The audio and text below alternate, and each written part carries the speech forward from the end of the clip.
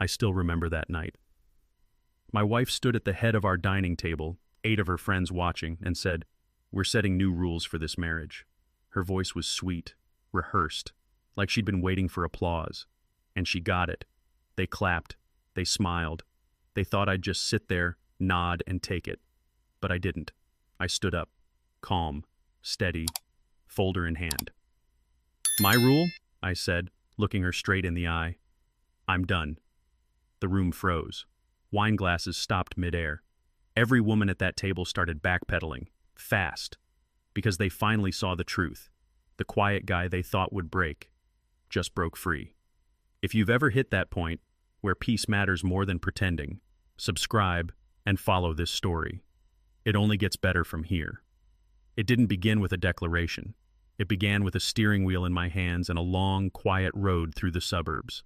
My old Ford F-150 hummed like it always does, the dashboard throwing a soft orange glow on my knuckles. Country radio faded in and out between commercials for tire shops and roofing specials.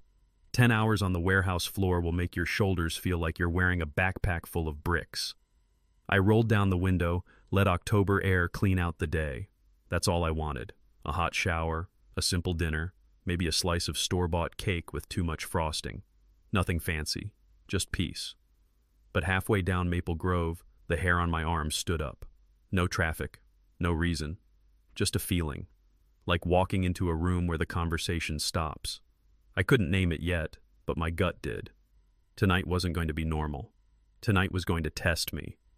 I turned onto our street, the one with flags on porches and basketball hoops that never move. Porch light on, curtains cracked, the kind of picture you put on a real estate flyer. I killed the engine, grabbed the small bag with a 6-pack, and let the silence sit for one more breath. When I opened the door, the first thing I heard wasn't "Happy Birthday." It was laughter, bright, a little too sharp, from the dining room. The cake sat there, untouched, candles still in the plastic sleeve, like a prop waiting for its cue. I set the 6-pack in the fridge and twisted a cap off a cold one. You know that feeling when a room sizes you up? 8 pairs of eyes did that in a single sweep. Vanessa stood at the head of the table, that camera-ready smile she saves for Instagram. And around her, I caught it, the look friends share when they've already picked a side. Not mine. Vanessa cleared her throat like a teacher calling class to order. "So," she said, loud enough to reach the hallway, "I've been thinking." That's how big conversations start in our house, like she's been writing them in her head for weeks. Phone in hand, bullet points ready. Rule 1. I now ask permission before making plans with my friends. Rule 2. I do more chores without being asked, because a good husband should just know. Rule 3. Contribute more money, because apparently the math in our home doesn't add up unless she says it does. Her friends nodded on cue, like they'd rehearsed this speech on the ride over.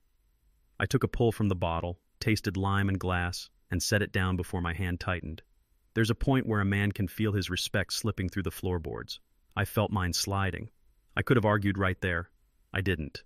I let the silence stretch, then said, "Give me 5 minutes," and walked down the hall. You know the smile I'm talking about, the one people wear when they think the scoreboard just clicked in their favor. Vanessa wore it as my footsteps faded toward the office. Harper clapped once, quick, like a coach signaling "good job." Quinn gave that tight nod women give each other when they believe they've solved a problem. They thought I was going to fetch flowers, or maybe an apology shaped like a speech. Our hallway still smells like lemon cleaner and laundry sheets. Halfway down, I paused under the family photos, vacations, Christmas sweaters, the version of us that lived better on paper. I could hear chairs shift, whispers simmer. "What's he doing?" someone asked. "He'll come around," Vanessa said, and that smile followed me like perfume. In my office, the lamp lit a small island of order, metal cabinet, labeled folders, a pen laid perfectly across a legal pad. If they wanted rules, I had something better, proof. I grabbed the 3rd drawer and pulled. The cabinet slid open with that low, honest scrape old metal makes. Drawer 3, I told myself a dozen times this week, like a password to a door only I needed to walk through. Inside, everything sat neat as a mechanic's toolbox. Bank statements by month, credit card logs with yellow highlighter bleeding through, receipts lined up like fence posts. I run a warehouse. Order is how you beat chaos. I stacked what mattered: September deposits, rent payments, insurance, utilities, grocery runs. Then the extras, the boutique splurges, the spa afternoons, the lunches at places you don't go for sandwiches. On top of that, the screenshots, names, times, the little truths phones don't bother to hide. I breathed once, slow, and closed the drawer with my hip. People say a man should fight for his marriage. Maybe. But some fights are about keeping your dignity. I straightened the stack, squared the corners. Tonight works, I told the empty room. Then I carried the truth back to the table. I set the stack down like a referee places the ball. Center of the table, no confusion about what comes next. September, I said, sliding the first bank statement forward. My paycheck after taxes, $2,100 on the 15th. Vanessa's, $740 on the 20th. No heat in my voice, just numbers that don't care who's smiling. I pointed to the transfers that hit like clockwork. Rent, $1,300, paid from my account. Utilities average around $200, also me. Car insurance for both vehicles, $180, again, me. Their eyes moved exactly where the yellow highlighter told them to. I wasn't asking for a medal. I was asking for honesty. The kind most men understand when it's time to balance a checkbook or tell the kid we can't afford spring break this year. I looked up and let it land. So before we talk about new rules, maybe we talk about who's carrying 80% of this house. The wine stopped mid-sip. The room ran out of easy answers. I spread the next layer like cards at a kitchen table after payday. Nordstrom, $470. The downtown boutique, $320. Spa, $215. I kept my tone level, the way you read a grocery list when you know you're already over budget. Then I slid in the regulars that feed a home. Kroger receipts, $150 to $200 a week, all on my card. Gas, oil changes, the boring bills nobody posts on Instagram. I added the insurance stubs, the quarterly water bill, and the line items that never make it into speeches about fairness. The table began to look like a map of where the money actually lives. You could see it in the way the papers overlapped, the essentials buried under the treat-yourself afternoons. Harper's gaze dropped to her wine. She stopped nodding. That's when silence got heavy, like a basement door you don't want to open. We weren't debating feelings anymore. We were following the ink. Then I put the folder down and held up my phone.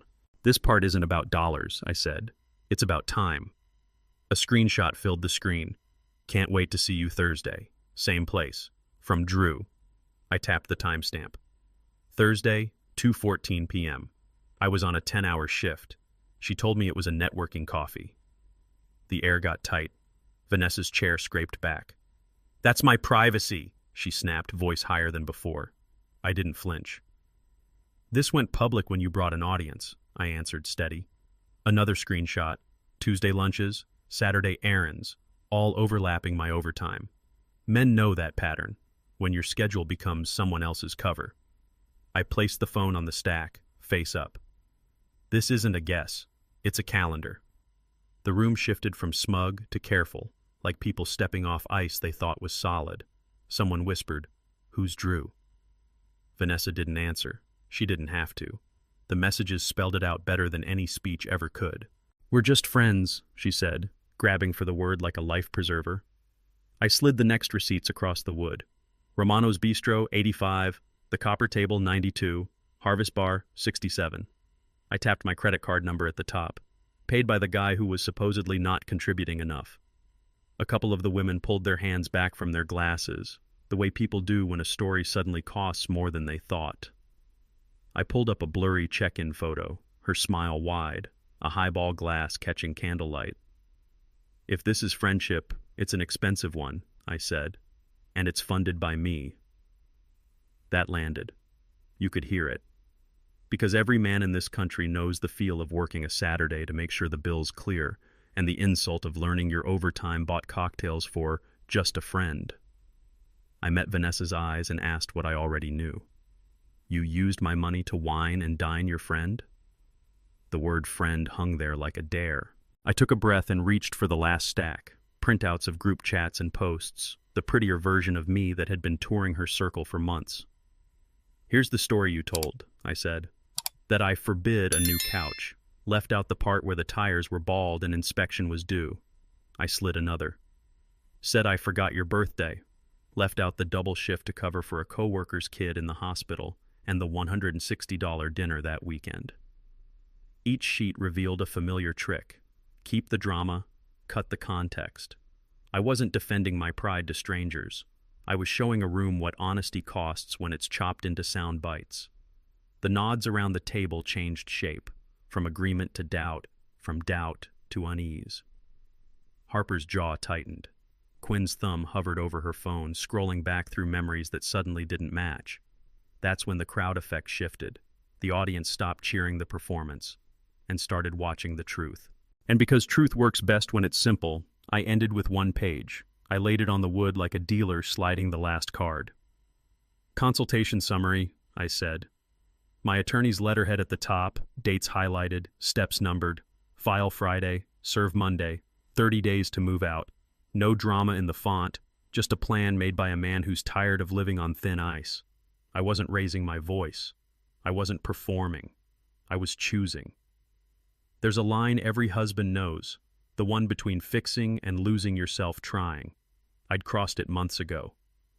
Vanessa stared at the timeline like it might blink first.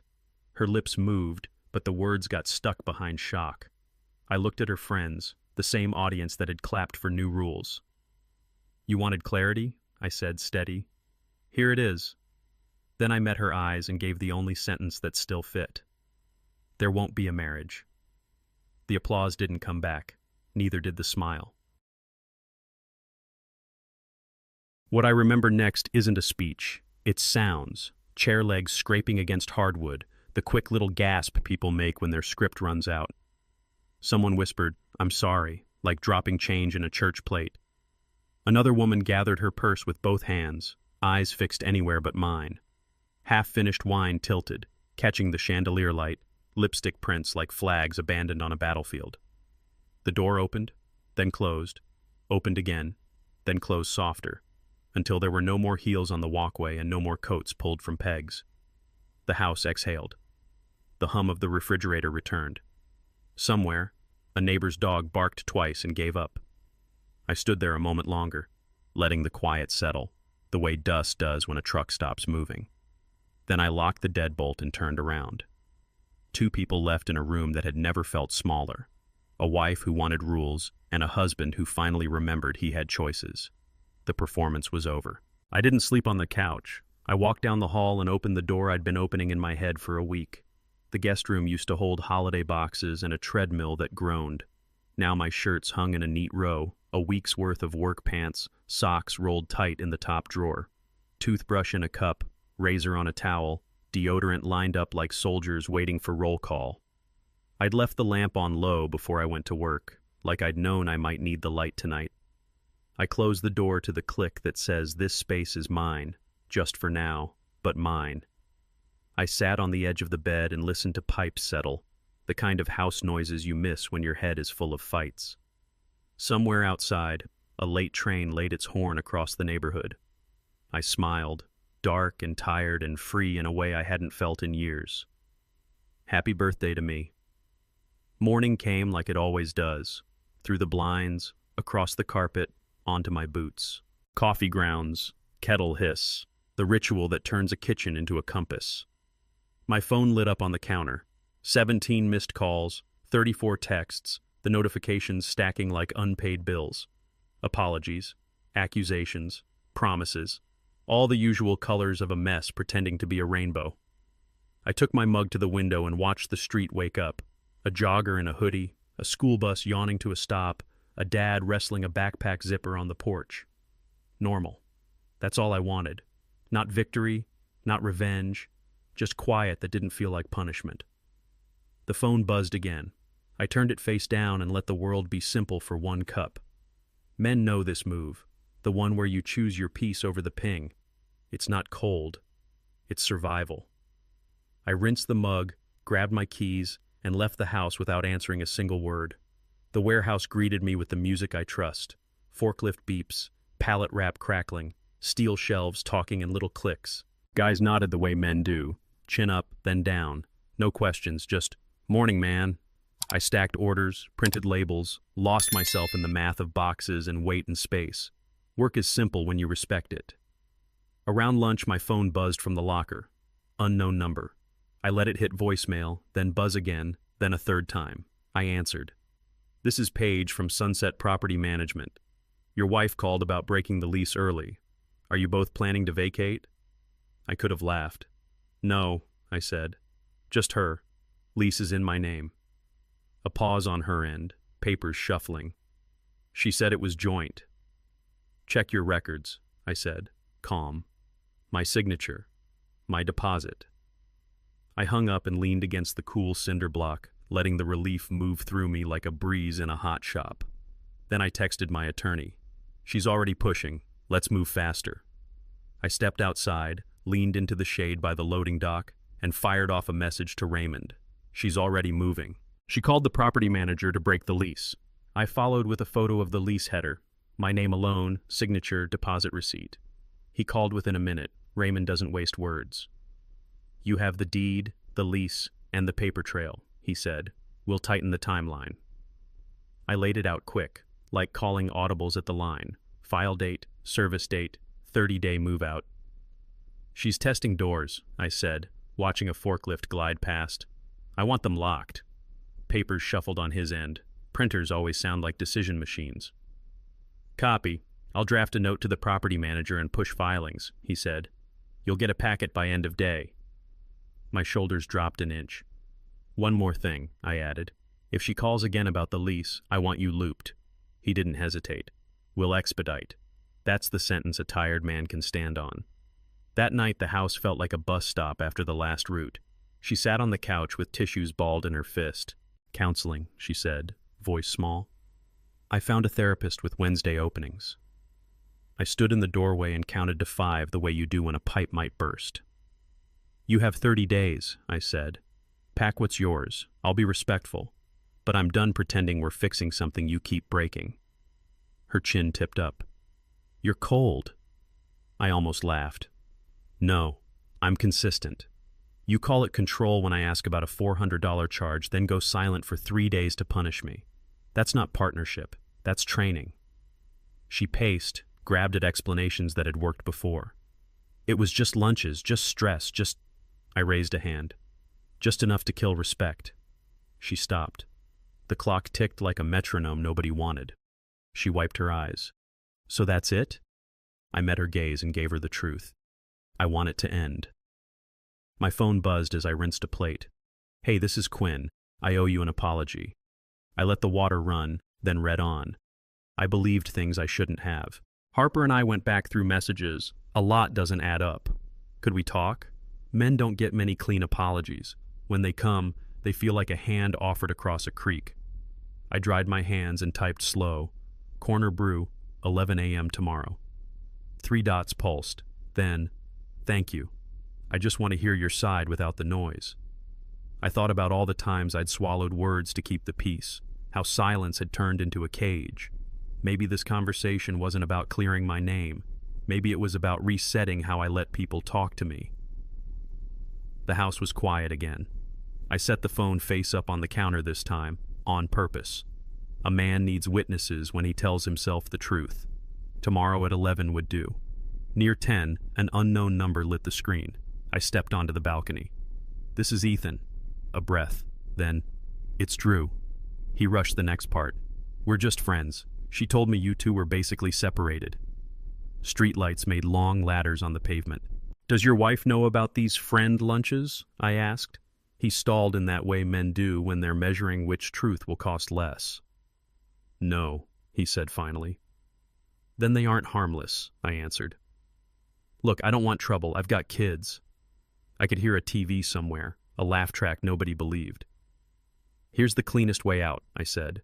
"Cut contact completely. Block her. Don't meet. Don't text. Don't let my overtime buy another round." Silence stretched until it felt honest. "You're right," he said. "I'm done." The call ended with a click that sounded like a door finding its frame. I stood there another minute and let the night air finish the conversation for both of us. Peace doesn't arrive with a parade. It shows up in small, boring choices. I opened my laptop and pulled up 3 tabs: apartment listings, a simple budget sheet, and a buy-sell page. A 1-bedroom near the warehouse. Cheaper utilities. Month to month to keep options open. I penciled in numbers the way a man lays studs. Straight, level, nothing fancy. Groceries, gas, phone, insurance. Savings first, not last. Then I took photos of what needed to go. The extra TV, the decorative cabinet I never liked, a set of bar stools that wobbled. Posted them with honest descriptions and a fair price. Within minutes, pings rolled in. I boxed the bar stools and felt something I hadn't felt since before all the rules. Air moving through a room that wasn't crowded by someone else's needs. The math worked. The plan worked. More than that, my shoulders did. I closed the laptop and sat back. For the first time in a long time, I wasn't bracing. I was breathing. But peace doesn't stay quiet for long, not when the past still knows your number. The next morning, I showed up 5 minutes early and ordered a black coffee. Corner Brew has those big windows that turn a table into a porch. Sunlight slid across the wood like a clean slate. Harper walked in hugging a folder to her chest the way people carry fragile things. No makeup bravado, just real eyes. "Thanks for meeting me," she said, and sat. She opened the folder without a speech. Screenshots, dates, the same threads I'd seen from the other side. "I couldn't sleep," she admitted. "I read everything you showed us, then went back through what she told us." She slid one across, a message about me refusing to buy a couch. I nodded. We needed tires. Inspection was due. Harper winced.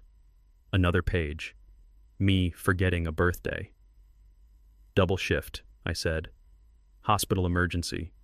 We went out Saturday." Her shoulders dropped. "I was wrong," she said, steady. Not a performance. Just a sentence that fit. Something in my chest unclenched, like a knot finally finding its end. But the truth always invites company, and not every apology comes clean. Quinn came in with that careful smile people wear to funerals and new beginnings. She ordered a latte, then slid into the chair and pulled out her phone. "I've been scrolling," she said, thumb hovering over a chat from months back. She read a line about how I supposedly chose work over her birthday. I shook my head. "My coworker's kid was in the ER. I covered. We did the nice dinner 2 nights later, the one with the bill I kept." Quinn pinched her lips, remembering. Then she opened another, a claim that I policed spending. "I asked her to contribute," I said. "Groceries, a cell bill, something." We sat with it.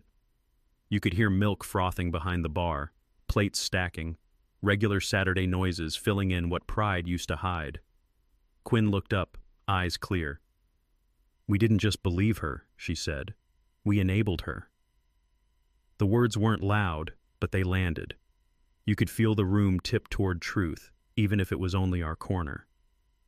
What I didn't know was how far that truth would ripple once it left the cafe. Quinn wrapped both hands around her cup. "My ex tracked my phone," she said, "commented on what I wore, pulled receipts like weapons. I left. Therapy taught me names for it." She met my eyes. "So when Vanessa said you questioned money, I heard alarms." I nodded. "I know men who hide behind providing to control everything, and I want no part of that uniform." "There's a line," I said. "Asking to split groceries isn't the same as telling someone they can't see friends." She nodded back. "We confused asking for contribution with controlling," she said. "We should have asked harder questions." I didn't spike the ball. I let it sit. Most folks only change definitions when a real story makes the old one feel cheap. "So what now?" she asked. "We know now," Harper said quietly, surprising both of us. It wasn't an excuse. It was a switch getting flipped. The room didn't cheer. It didn't need to. Understanding has a sound of its own, like gears finally catching.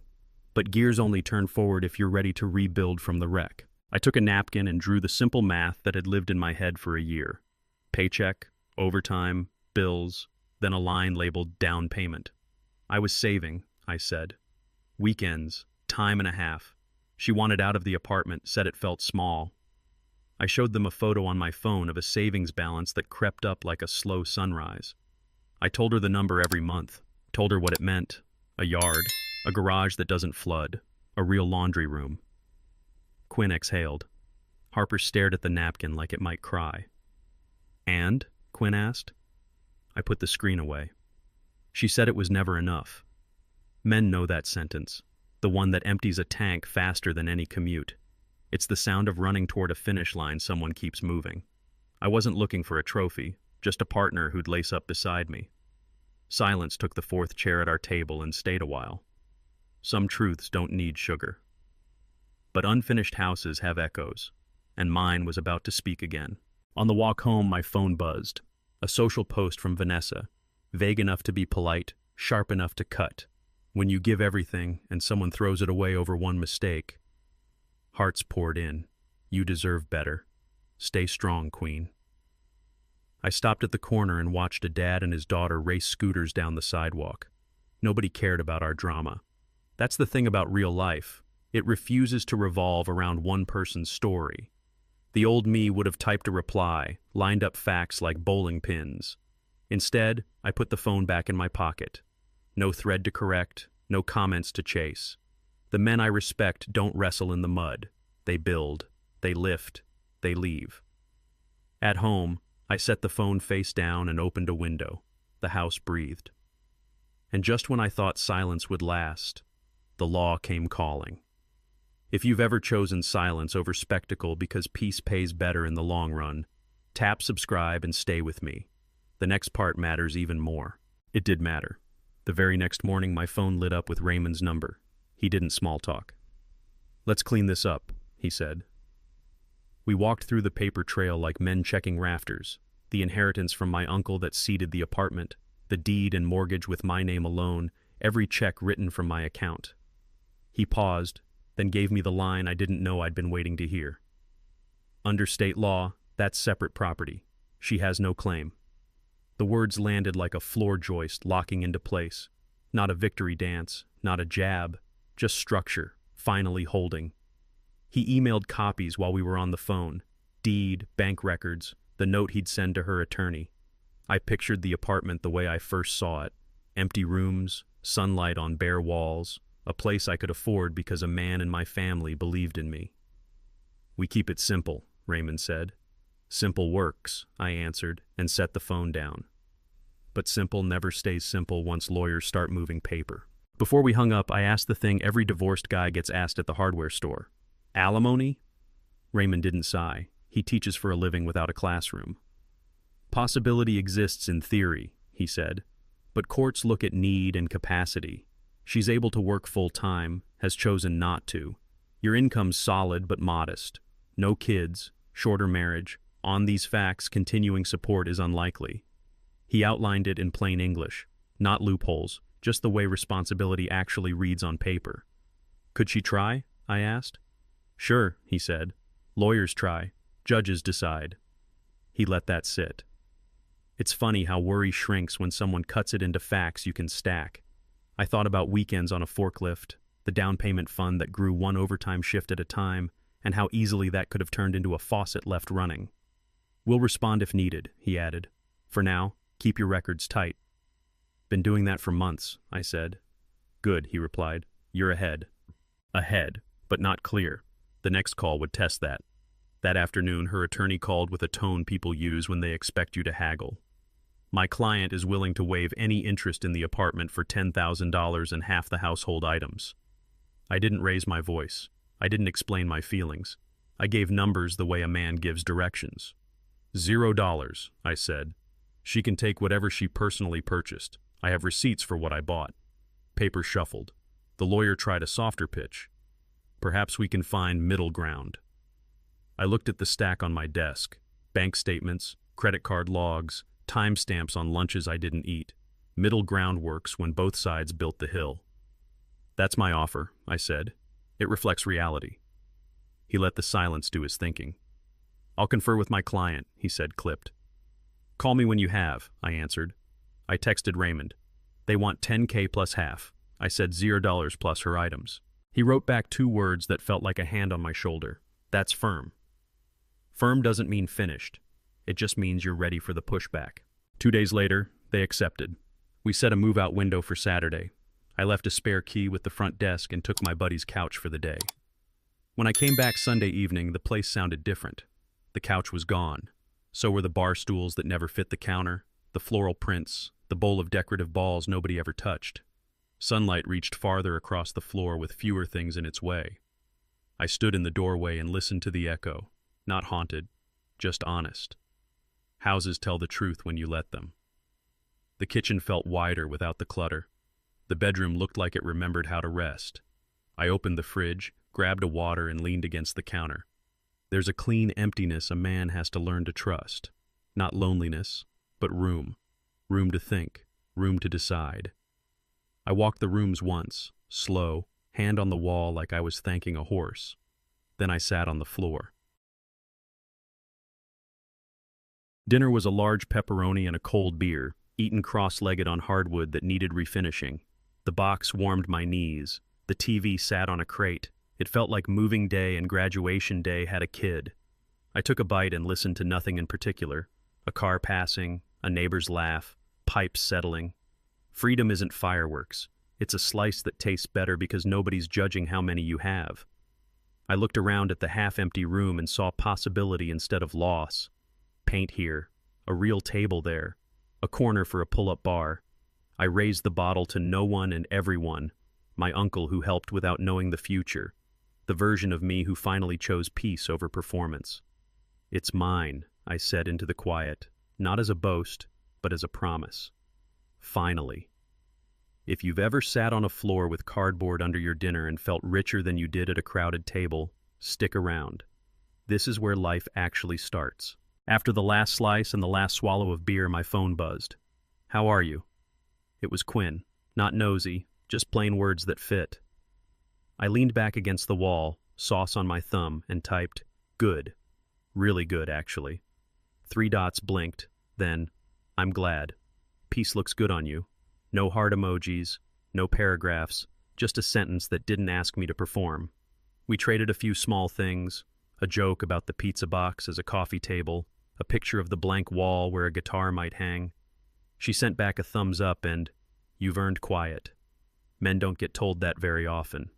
We're told to grind, to take it, to keep our heads down. My shoulders dropped an inch I didn't know I was holding. The apartment hummed, the kind of sound you only hear when nobody's trying to win the room. I set the phone face up and let the message sit in the light. I caught myself smiling. Alone. On purpose. The first week moved in beats, not speeches. Up before sunrise, laces double-knotted. A slow jog around the block where mailboxes wear their numbers crooked. Back home, windows open, October air clearing out the past like smoke.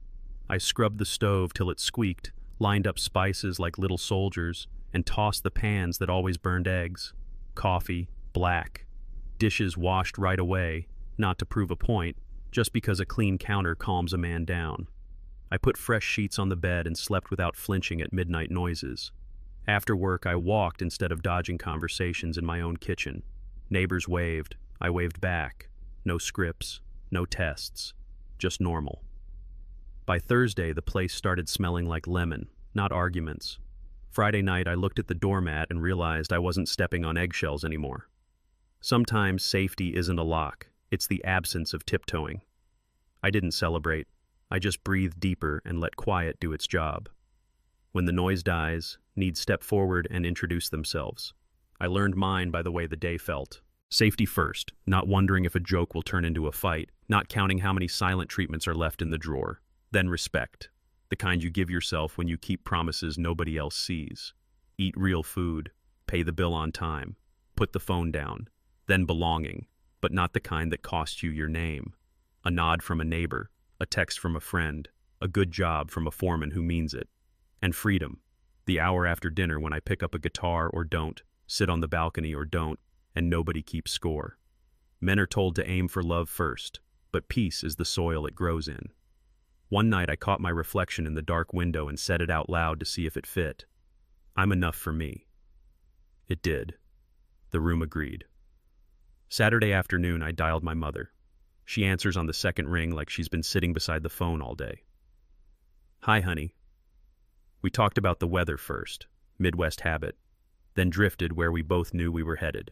I told her it was official, that I was sleeping better, that the apartment felt honest now. She listened without tapping a moral on the table. When I thanked her again for helping me handle Uncle Walt's inheritance right, the account, the paperwork, she got quiet in that proud way that makes you hear a smile. Your uncle believed in your steadiness, she said. So do I. We traded a grocery list of life, changed the air filter, checked the smoke alarm, eat something green. Before we hung up, she cleared her throat. Your dad would be proud, she said. It landed like a hand on my back, not pushing, just steadying. After the call, the apartment felt a little more like a house I'd built. Monday, I asked for 5 minutes with Rick, my supervisor. He's a straight-line kind of man, old ball cap, clipboard, a laugh that sounds like it's got sawdust in it. We stepped into the shipping office, fluorescent lights humming. I'm cutting back on weekend overtime for a bit, I said. I need to get my health right and finish some stuff at home. He nodded before I finished. You show up when you're on. That counts. I offered to cover one Saturday a month if the schedule got tight. He stuck out his hand. Deal. That was it. No guilt trip, no lecture about hustle. Just a leader who understands a man needs margins if you want him sharp at the edges. On the way back to the floor, I felt the word no settle into place like a tool finally in the right drawer. Boundaries don't make you smaller. They make you useful. I clocked in, pulled on my gloves, and got back to honest work. After that talk with Rick, I cleared a corner by the window and rolled out a mat. 2 dumbbells from a garage sale, a pull-up bar in the doorway, a cheap jump rope that whistles if you get the rhythm right. 3 days a week, no hero stuff. Presses, rows, squats, push-ups. 25 minutes where the only thing that argues with me is the weight. Sweat hit the mat and the old floorboards took it like rain. I tracked nothing but consistency. Monday, Wednesday, Friday. Protein, water, bed by 10. By the end of week 2, my sleep got heavier, not the kind you collapse into, the kind you earn. One night, I caught myself in the bathroom mirror, shoulders a little squarer, jaw unclenched, eyes not darting around for the next fight. That's what struck me most. The eyes. They didn't look like a man dodging moods. They looked like a man steering his own ship. I wiped the glass with a towel and didn't look away. On a quiet Sunday, I pulled the acoustic from the closet. Dust came off like old stories. I sat on the floor, tuned by ear, and let my fingers find GCD like they were neighborhoods I hadn't visited since my 20s. The tips burned fast. Softness is what you grow when you stop using something. I played through it. 10 minutes turned to 40. A riff I used to mumble finally sat still in my hands. I looped it until the room learned the notes, then stitched a simple walk-up between the chords. It wasn't pretty yet, but it was mine. I looked down and saw the first hint of callus pushing through, rough as a promise kept. That's how healing works for men like me, not fireworks, friction. You push against what hurt and let the skin change shape. When the riff finally held from start to finish, I laughed out loud. Not loud enough for the neighbors, just enough for the walls to remember me. The guitar was still in my lap when the phone buzzed. Can we talk like adults? Then a longer one. You're being cold. I'm willing to work on things. Then the classic. I can change. I let the screen glow out on its own. The old me would have drafted a measured response lined with facts, angles, and exits. The new me knew better. Grown conversation needs 2 things, truth and respect. We had run out of both. I set the guitar down and walked to the kitchen for water. The phone buzzed again. Apology mixed with accusation, promise braided with threat, the usual knot. I didn't tug it. Doors don't stay shut because you yell at them. They stay shut because you turned the lock and walked away. I put the phone on Do Not Disturb, turned off the lamp, and let the room go dark on purpose. Sometimes the strongest sentence a man can write is the one he never sends. The next afternoon, Harper texted. We're cleaning our group chat, she wrote, deleting the drama, owning what we did. I'm sorry. A second bubble, a screenshot of a message she posted to the thread. Not performative, just clear. We believed without asking hard questions. That's on us. I felt my jaw unclench. You don't need the world to apologize. Sometimes one person doing it right is enough. We met for 5 minutes outside Corner Brew. No folder this time. She looked regular, no makeup armor. We had a habit of blaming men for everything, she said, shrugging in a way that let the truth sit between us. It kept us from seeing people as they are. I nodded. I wasn't there to rub it in. Thank you, I said. 2 words, no garnish. She exhaled, laughed once and said, "We're trying to grow up." We shook hands, the kind you hold for a second longer because it means something. I walked home lighter by a few pounds you can't see. That evening, Quinn called instead of texting. "Is this okay?" she asked. "Talking?" I stepped onto the balcony. "Yeah." She told me about 2 years of learning to trust simple things, being believed the first time, arguments that didn't turn into trials, a man who listened without keeping score. Therapy had given her names for bad patterns, but time gave her exits. "I used to see red flags everywhere," she said. "After my ex, I thought control wore a flannel and a wedding band." She paused. "Now I look for respect." It changed everything. Streetlights clicked on one by one like someone laying down a path. We didn't flirt. We didn't promise. We just talked like adults who knew the cost of pretending. Before we hung up, she said, "You're not cold, Ethan. You're clear." The word landed better than kind ever did. When the call ended, I stood there a minute, hands on the railing, and let that sentence settle where my doubt used to live. After that call, Quinn texted once more. "Short coffee, 10 minutes, no pressure." I stared at the message the way you look at a road you've driven 100 times, wondering if it feels different now. 10 minutes I could do. We met at the corner shop where nobody knows our story, sat by the window with 2 plain cups and no script. We talked like neighbors, work, sleep, the way October makes a street look honest. No fishing for praise, no digging for blame. When she asked how I was really doing, I said, "Better when it's quiet." She nodded. "Same." We didn't trade promises. We traded weather and the names of bands that still sound good in a truck. When the 10 minutes were up, we stood at the same time without awkward choreography. "Take care," she said. "You too," I answered.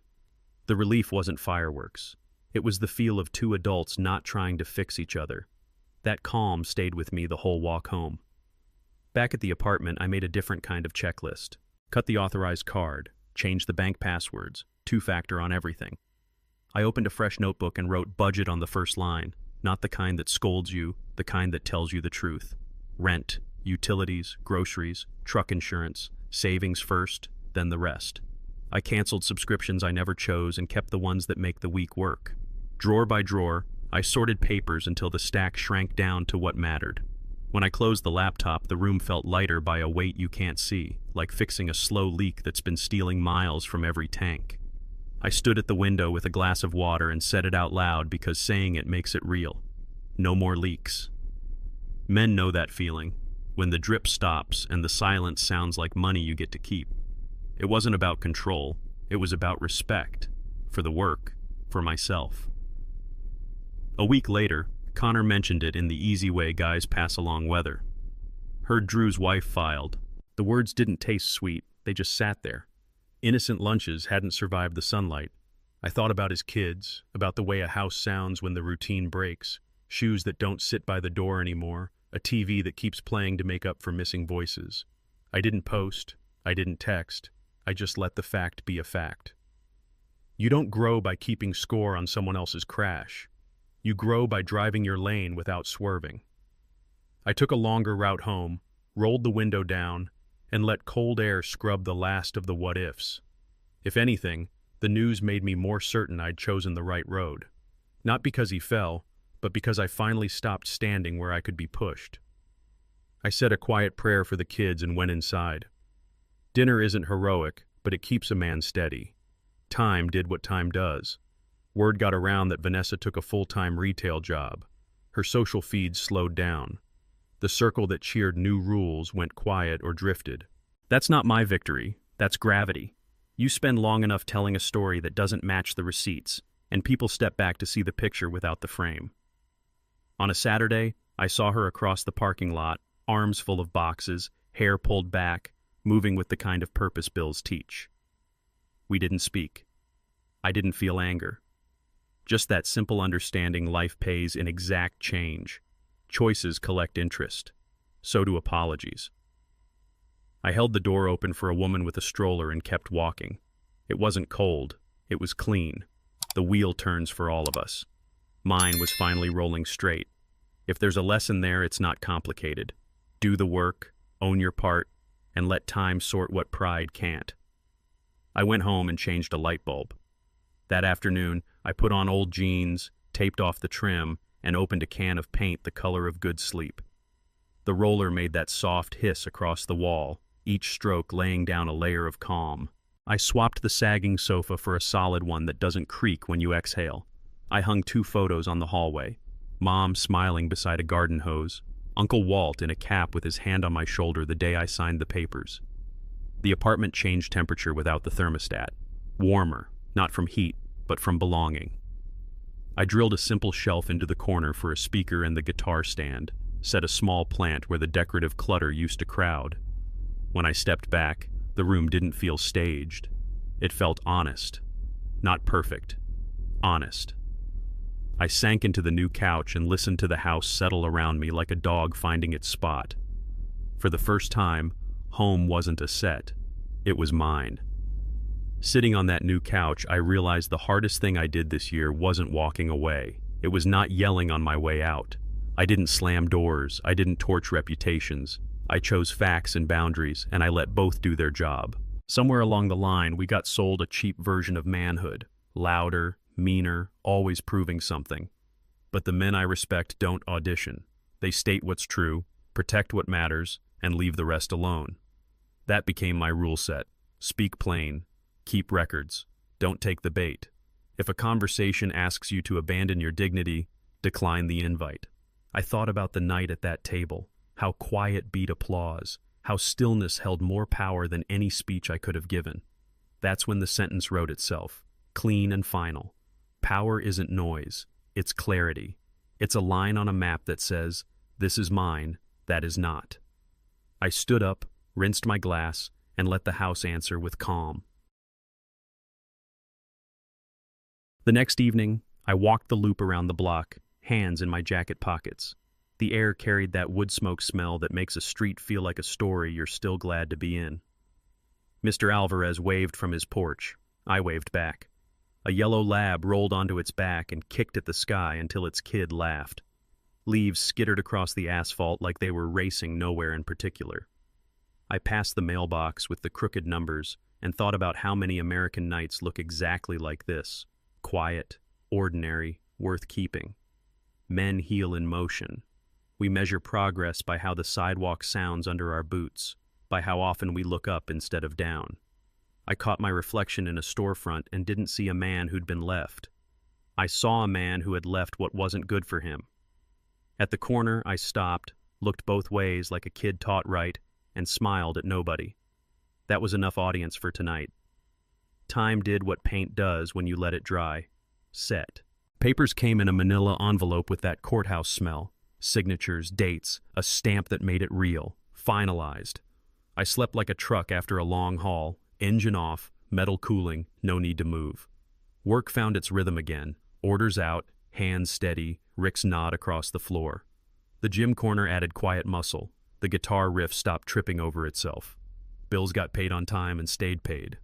I fixed the leaky faucet, oiled the squeaky hinge, learned the tiny sounds a place makes when it trusts you back. Every Friday I took the long way home and let the river eat the sunlight.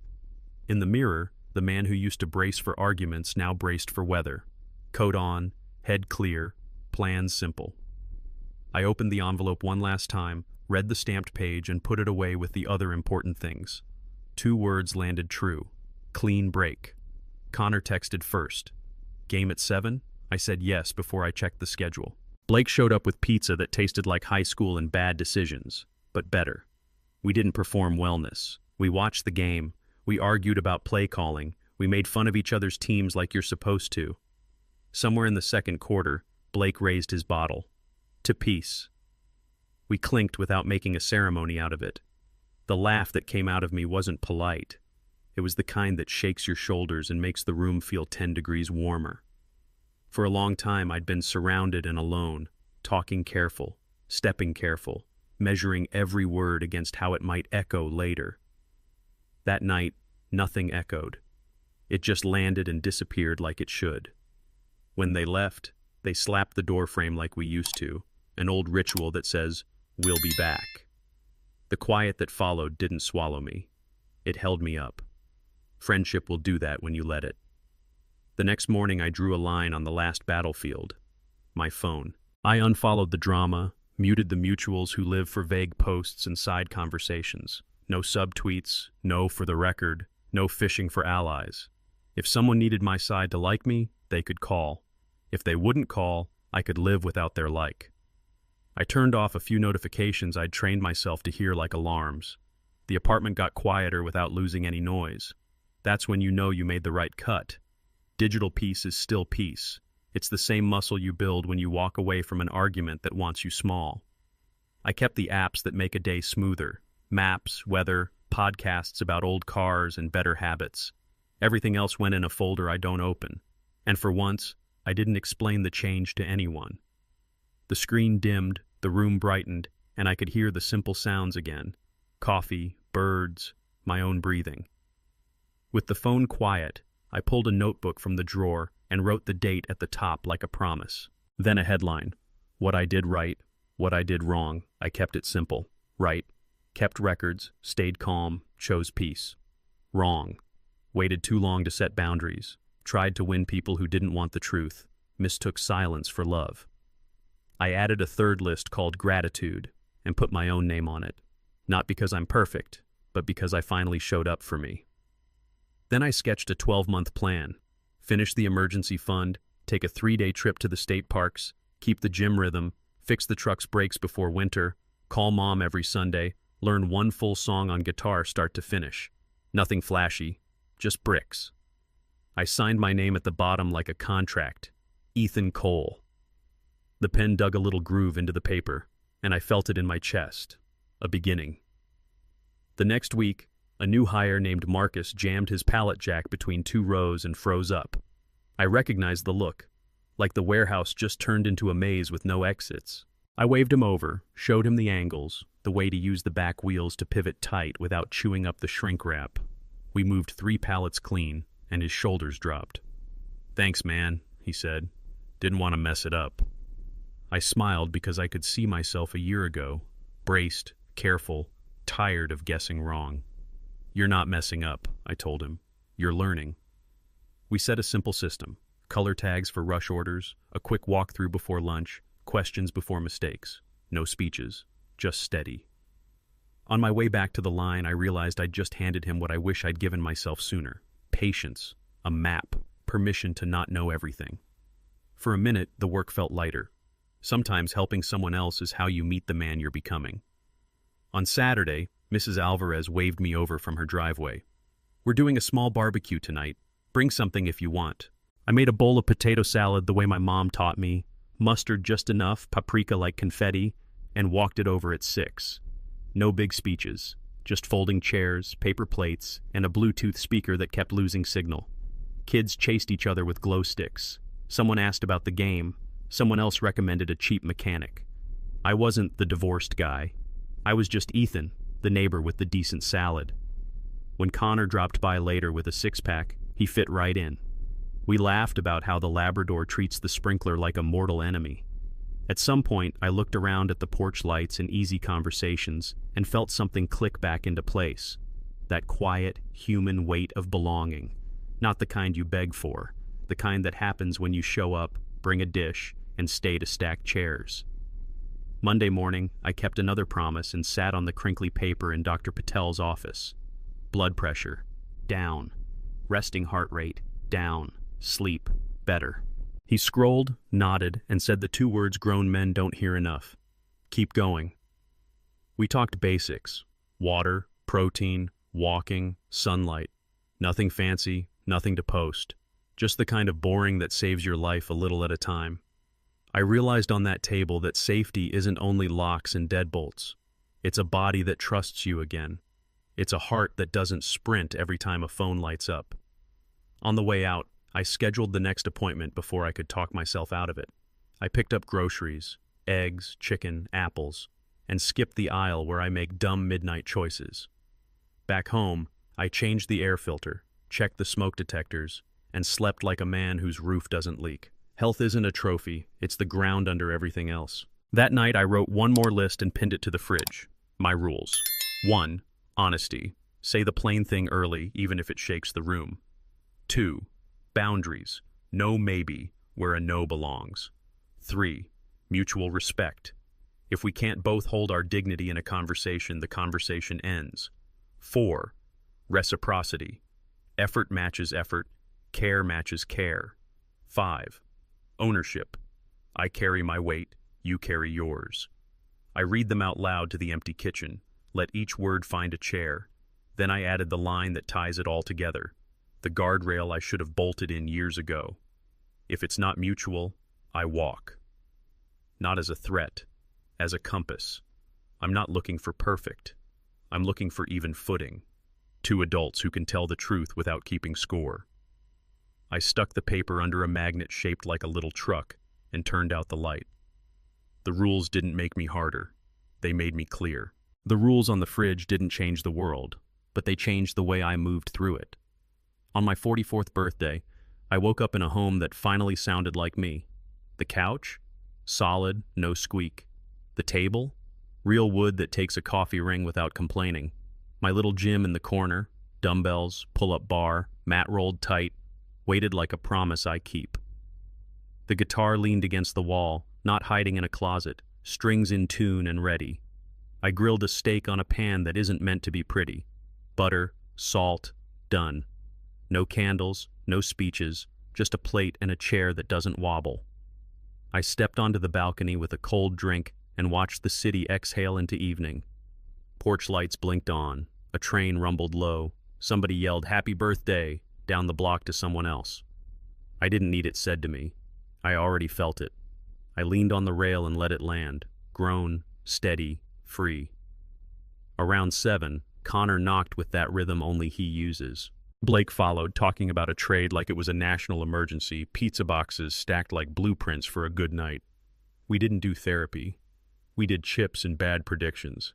The TV threw light over the room. The couch took the hit like a champ. Nobody asked about Vanessa. Nobody needed the recap. In the second quarter, Blake missed an easy bottle-to-bottle clink and called a redo. Set the tone. No nonsense this season. We held the bottles up and clicked them just right. The laugh that came out of me wasn't careful or quiet. It shook something loose, the way a good stretch does after a long drive. We yelled at a busted coverage like we could fix it from my living room and argued about whether wings need ranch like it matters. It does. When they left, they slapped the door frame. Old habit, new meaning. I stood there smiling like a man who finally gets the joke.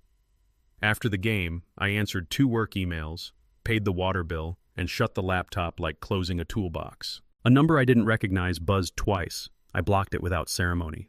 The kitchen light clicked off, the kind of sound you don't notice until you start counting little victories. I pulled a last beer from the fridge and stood at the sink, the cool bottle sweating into my palm.